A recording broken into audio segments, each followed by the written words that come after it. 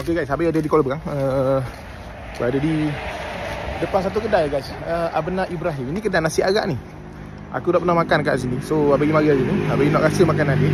Ini bukan review berbayar Ini memang tak bayar, aku yang bayar dia. Berbayar aku yang bayar dia lah.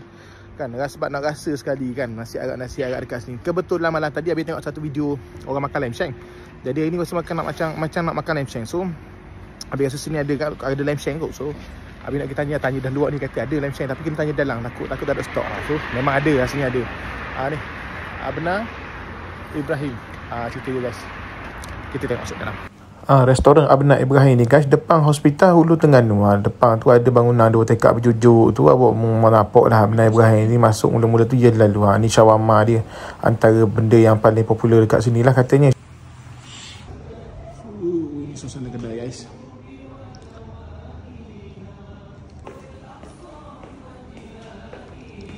Itu A tau.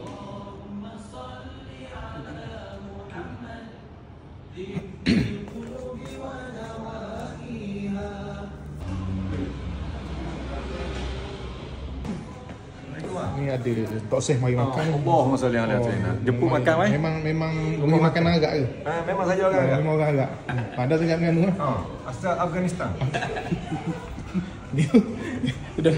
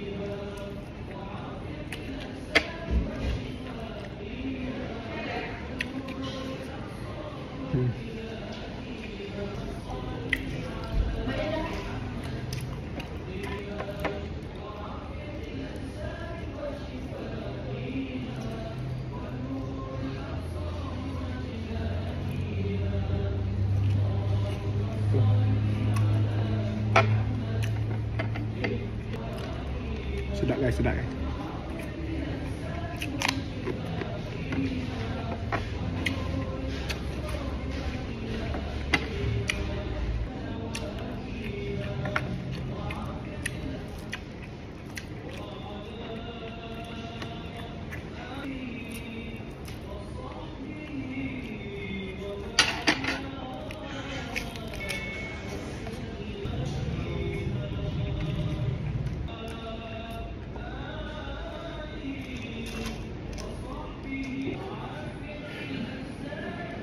Oh, pagi tak jual? Tak jual. Hari tu dia jual kejap dalam 2 bulan gitu je. Lepas tu rasa macam saya 50 je. 50 je? 50 je? 50 setengah tak? 50 je. Okey, terima kasih. Terima kasih semua